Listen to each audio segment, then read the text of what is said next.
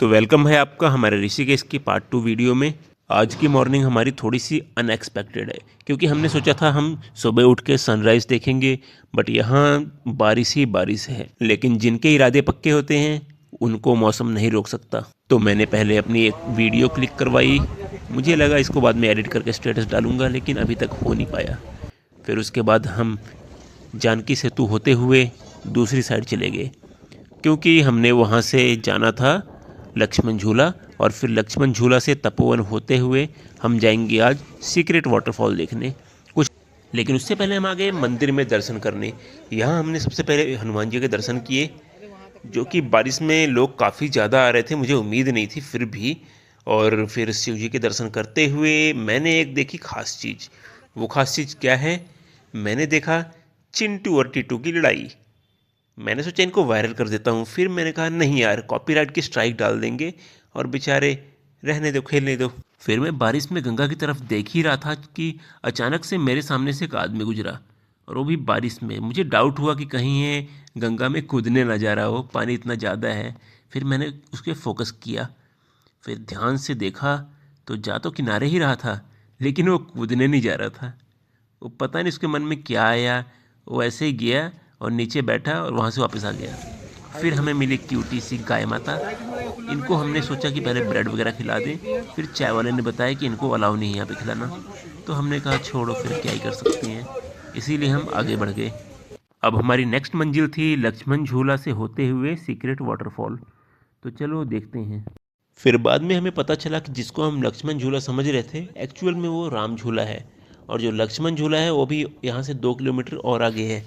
फिर हमने राम झूला क्रॉस किया।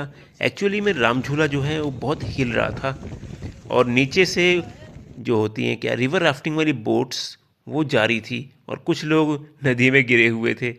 नज़ारा अच्छा था तो हमने इसको भी कर लिया कैमरे में कैद, क्योंकि नेक्स्ट प्लान मेरा था रिवर राफ्टिंग का, जो मुझे लगता है आज पॉसिबल नहीं हो पाएगा, तो उसके लिए मैं अगेन आऊँगा। फिर हम तपोवन की गलियों से होते हुए चल दिए सीक्रेट वाटरफॉल की तरफ, और मुझे लगता है हम ही सबसे ज़्यादा बेवकूफ़ थे जो सीक्रेट वाटरफॉल पैदल जा रहे थे। एक्चुअल में वो 3.5 किलोमीटर था और हमको मजाक लग रहा था। पानी की आवाज़ देखो, पहला वाटरफॉल। ये पहला पत्थर था जिसने मुझे बहुत डराया क्योंकि ऊपर देखो पेड़ कैसा है, और ये पत्थर ऐसे झुका हुआ था, कभी भी गिर सकता है।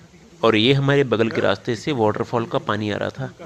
मतलब बीच में बहुत सारे वाटरफॉल्स पड़ते हैं, पर हमें इसके एकदम टॉप पे जाना था।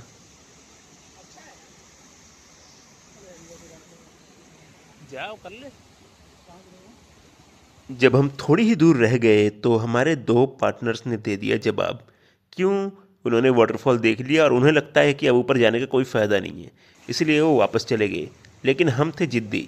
हम 2 लोग वापस ऊपर जाने लगे और बाकी 2 लोग वापस नीचे चले गए तपोवन में। ये वाला रास्ता मैंने बहुत सारी वीडियो में देखा था, लेकिन इसको लाइव देख के बहुत मज़ा आया। सुकून मिला, पूरा एकदम साफ पानी, ऊपर से रोड क्रॉस करता हुआ, ऐसे क्या बात है, मज़ा आ गया लगता देख के। नाना करते हुए, मेहनत करते हुए हम पहुंच गए आखिर में अपनी मंजिल पे। मंजिल क्या थी? Secret waterfall. पानी इतना क्लियर कि एक एक पत्थर दिख रहा था जमीन से।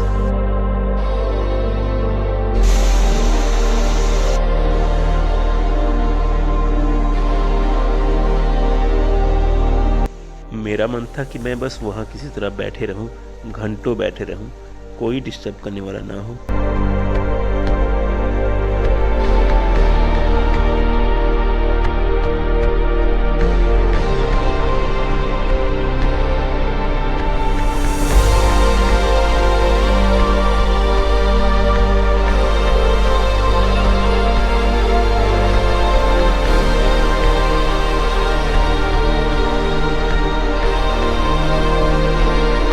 फिर हम वहाँ से नीचे आ गए 1 घंटे बाद, और हमने नीचे आके लिए ऑटो लेकर हम सीधा पहुँच गए हरिद्वार के नज़ारे कुछ अलग ही थे।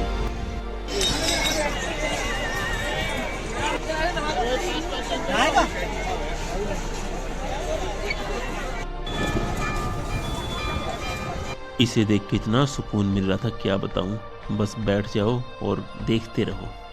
फिर हम दूसरी साइड गए थोड़ा सा घूमते हुए।